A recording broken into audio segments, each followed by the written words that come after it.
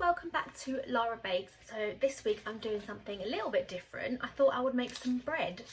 I've done a couple of sweet videos and I just thought I'd do something a little bit different skill to have. And yes, I thought I'd make some crusty bread rolls, which I just love bread, to be honest. So they're good for like sandwiches or like soups or whatever, but there's something fun and different to make.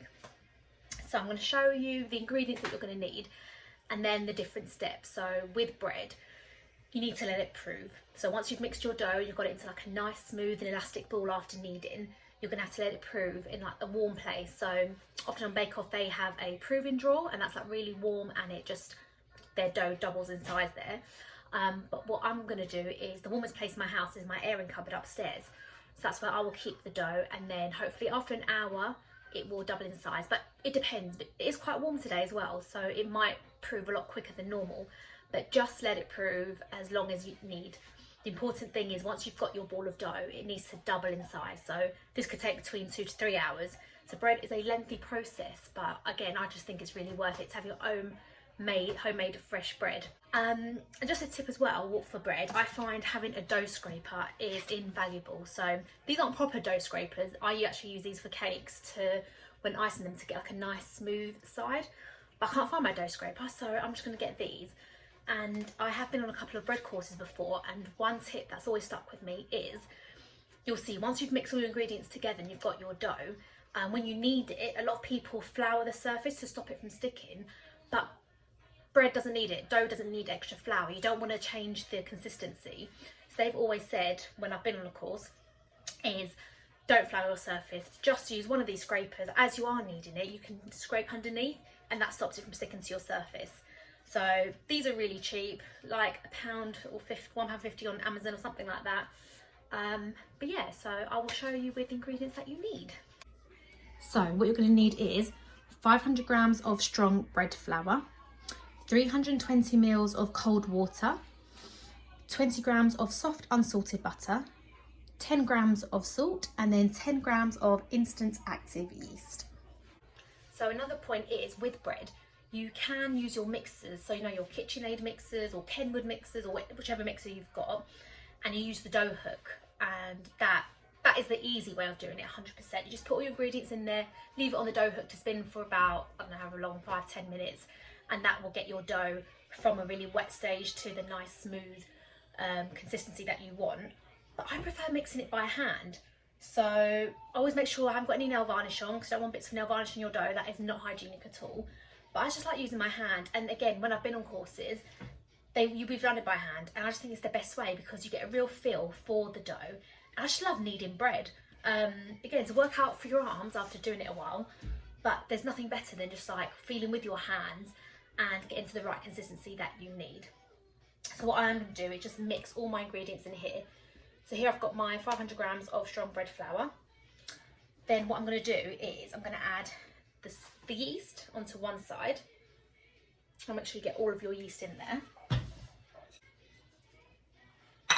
But one tip is, you never want to add your salt on top of your yeast because they're going to counteract each other and your dough's not going to prove. So when you do add your salt, you want to add it to the other side of the bowl. Just show you with your butter, you want it to be soft, so you can, as you can see, you can squeeze it and that's soft enough. So you're going to add that into your bowl. And then I'm adding my salt on the complete other side of the bowl to the yeast.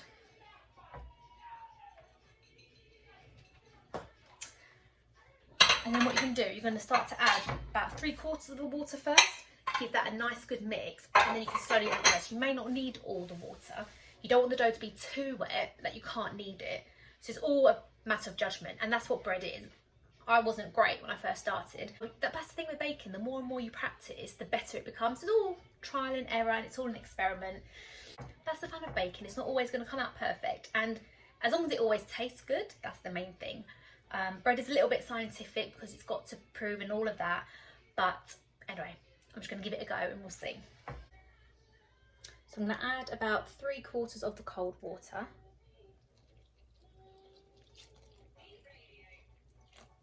And then with my hand, I'm just going to, you want to have a bit like your fork almost, and I'm just going to turn it.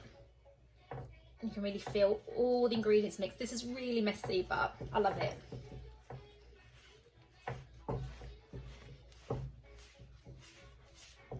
I can see I'm definitely going to need that extra water because it's a bit too dry.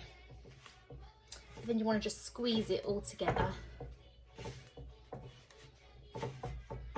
Add a little bit at a time.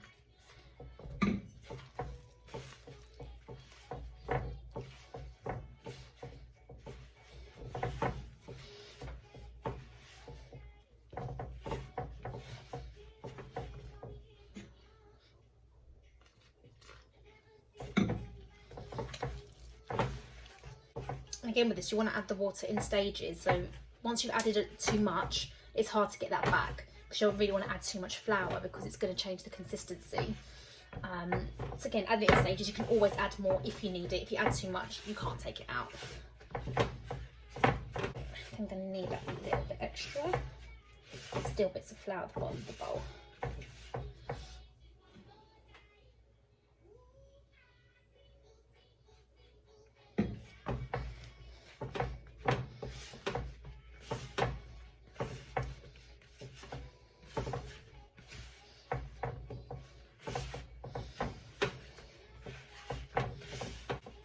Tiny bit more.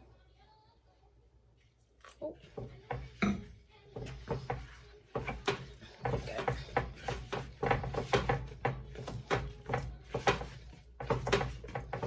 That's it.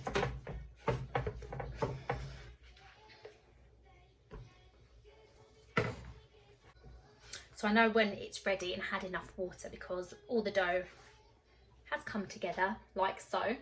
But this is when you're going to start kneading it. So when it's in the mixer, it does it all for you. But you're going to knead this and it's going to become nice and smooth and elastic. If you can see here, it's still a bit sticky. It's not homogeneous, it's not all together. Yeah, so I'd say about 5-7 minutes of kneading normally. Got my scraper ready if I need it. There's a couple of techniques with kneading. So it's like a stretch and tear. So you just get it, I'll show you. But you sort of, with your palm, you want to work with your palms because it's like the warmest part of your hand, and that's really going to work the gluten, because kneading dough is you're developing the gluten ready for the bread to grow. At the moment, it's not been developed enough at all. So you get the palm of your hand and you really push the dough away from you. It doesn't matter if it comes away, because the more you do it, it will come together. It's a process that works. Stick with it though, and you get all your aggression out as well. It's great. This is the stretch and tear. Really pulling that dough away.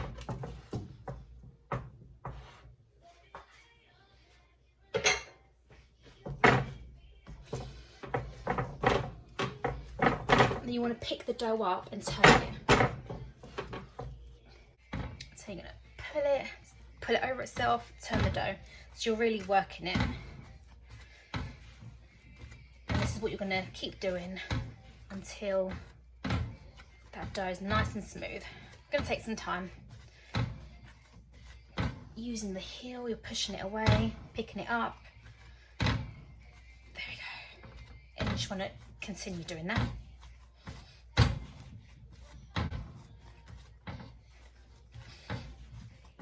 Another method is people tend to pick up their dough and throw it, hit it down. You can also do that if you like. I'm going to stick with just the push and tear. Stretch the dough, let the gluten develop. And I haven't actually needed a scraper just yet. As you can see, it's not sticking to my surface at all.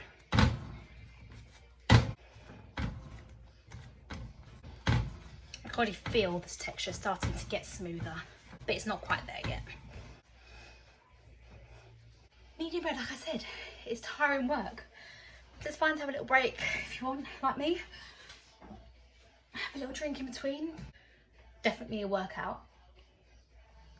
But I can tell that this is nearly done. So you can already see, also, want to smell your dough, one of the best smells. You can see it's a lot smoother and much more, it's come together now. And this is like more or less ready. I just think a couple more minutes kneading this, and then it's ready to go into proving time. And this recipe, you want to put this back in a bowl, but that lightly oiled bowl. So you're gonna just get tissue, get some, I use extra virgin olive oil, any oil's fine. You're gonna put it in there, cover with cling film, and then get ready to prove. But give this a bit more kneading, and then ready for the next stage.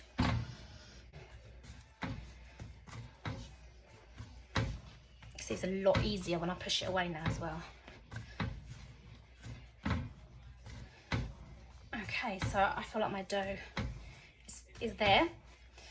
So what I'm going to do as well, when it's ready, what you want to do is get into a nice ball, is just cup it underneath. So with your hands, you just want to sort of tuck it underneath and turn it, and you get a nice round ball. So keep doing that so you get your nice round shape. Sort of cupping underneath, bring it all to the middle.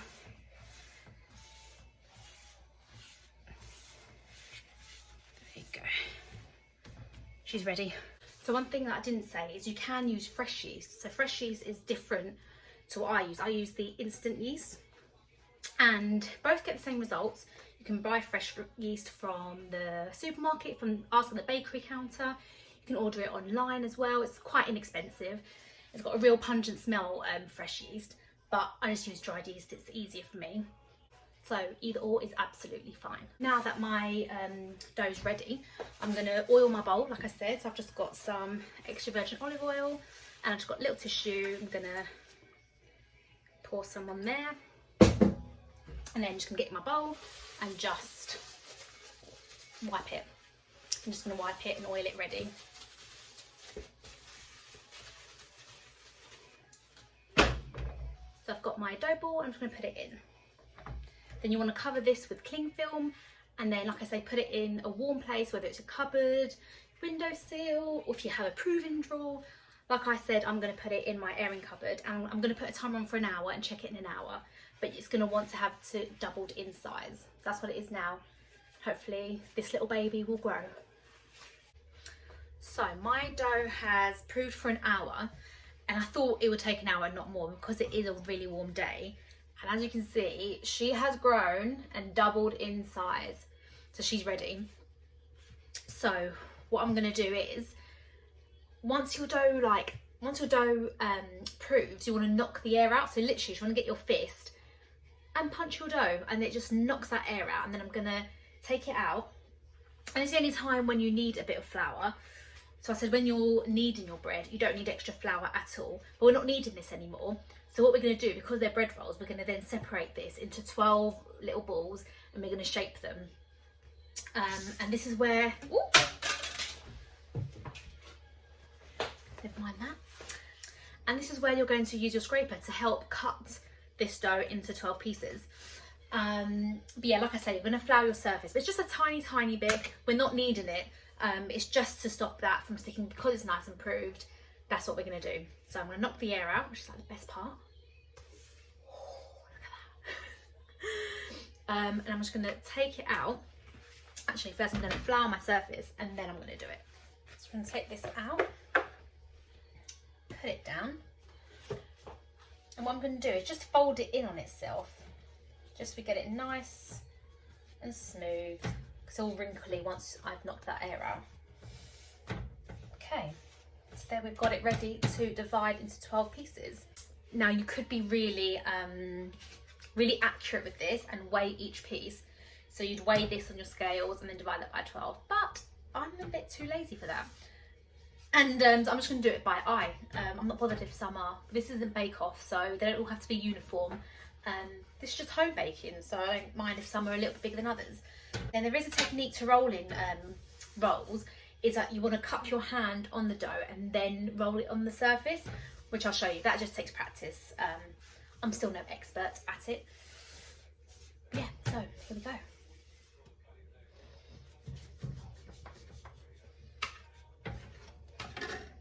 Just get into one side once you have started separating them.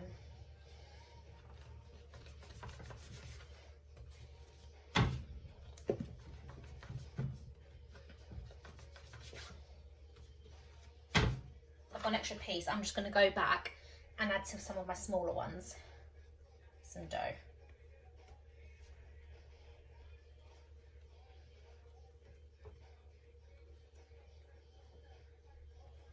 So what I like to do with them is sort of bring all the edges underneath. So I'm going to fold it in on itself, bringing all the edges underneath, and then I just sort of pinch at the bottom, bring it around so you've got a nice little ball, and then that's when I'm going to cup it with my hand like this and really get it into a nice little ball. Nice and smooth.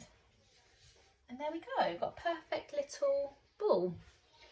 And what we're going to do is put them on trays ready. So one thing you can do while the dough was proofing before is just get some trays ready. So you can put a silicone mat on them or greaseproof paper. I've got 2 trays with greaseproof paper. And then as you roll each one, you just put them on the tray ready because you're going to have another proof.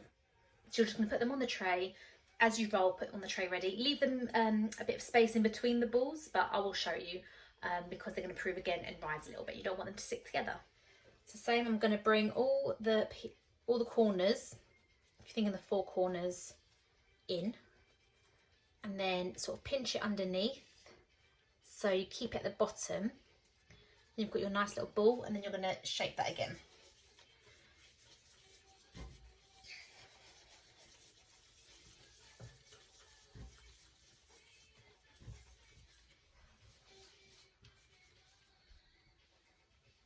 You see, and then you can do that for all of them and then put them on your tray. As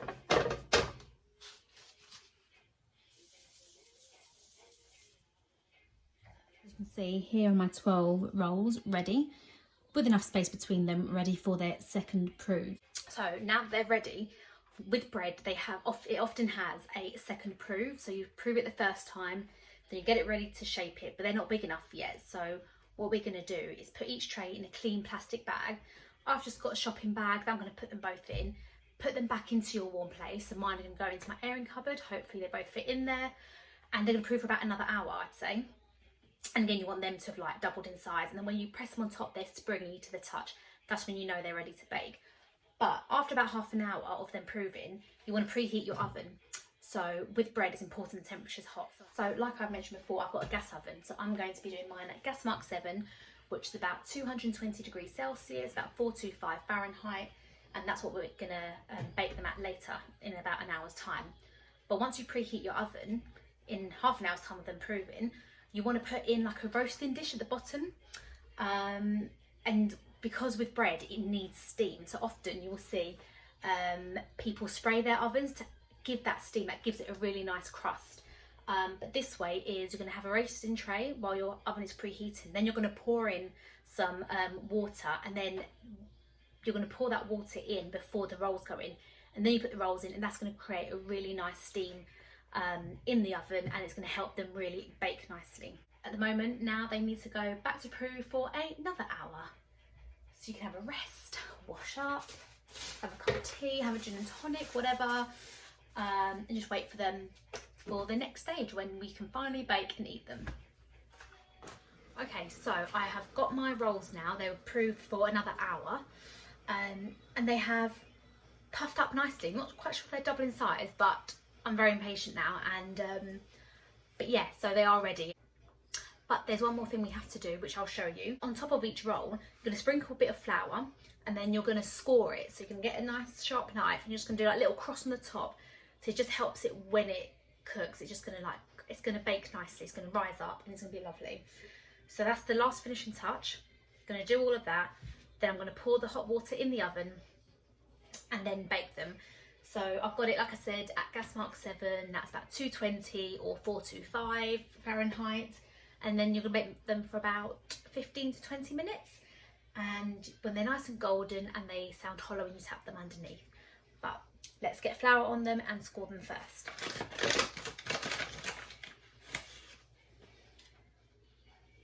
Sprinkling the flour.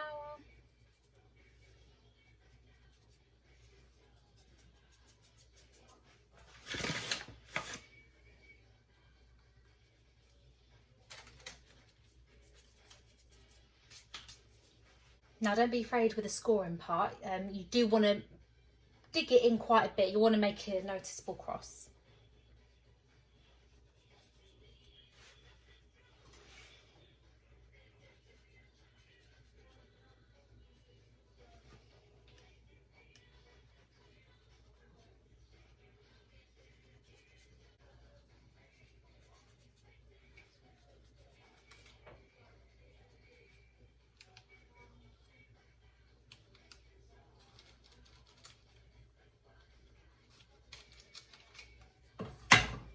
So now I'm going to pour hot water in the tin to create that steam.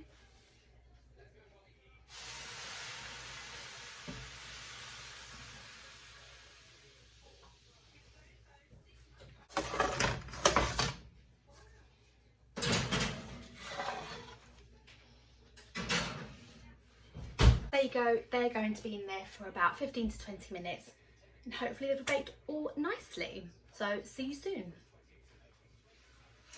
Okay, so my 6 of my rolls are ready because I put them both in one oven, both trays. So obviously the top tray cooks the quickest and the bottom tray doesn't. So my second tray is now on the top shelf, cooking along. But here are my rolls.